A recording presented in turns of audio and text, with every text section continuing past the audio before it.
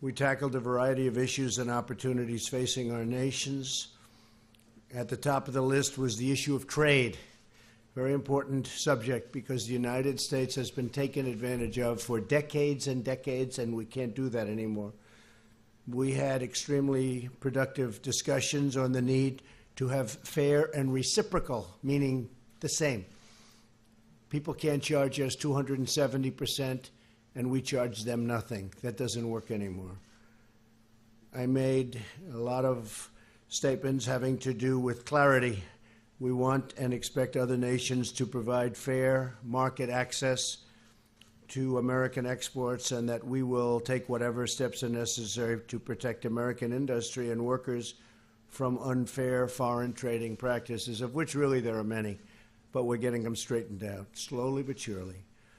We also discussed the issue of uncontrolled migration and the threat that it poses to both national security and other groups and countries and our citizens and quality of life.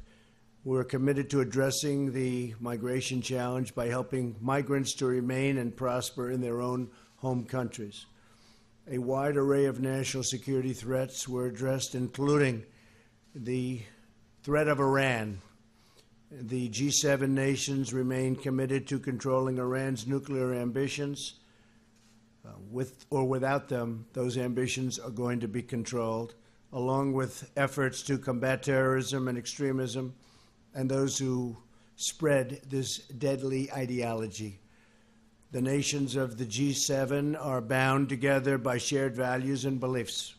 That came out loud and clear. Each of our nations is totally unique with our own people and our own sovereign obligations, but we can coordinate together and achieve a common good, a good for all of our people, all of our nations. We're linked in the great effort to create a more just, peaceful, and prosperous world. And from the standpoint of trade and jobs and being fair to companies, we are really, I think, committed. I think they are starting to be committed to a much more fair trade situation for the United States because it has been treated very, very unfairly. And I don't blame other leaders for that. I blame our past leaders. There was no reason that this should have happened.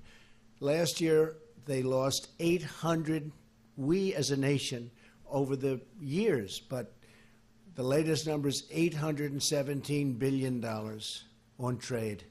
That's ridiculous, and it's unacceptable, and everybody was told that. So I don't blame them. I blame our leaders.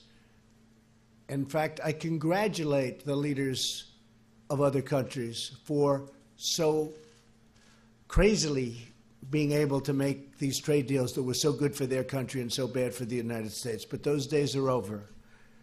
In just a few minutes, I'll be leaving for Singapore. I'll be on a mission of peace, and we will carry in, really, in my heart, we're going to be carrying the hearts of millions of people from all over the world. We have to get denuclearization. We have to get something going. We really think that North Korea will be a tremendous place in a very short period of time. And we appreciate everything that's going on, and we appreciate the working together with North Korea. They're really working very well with us.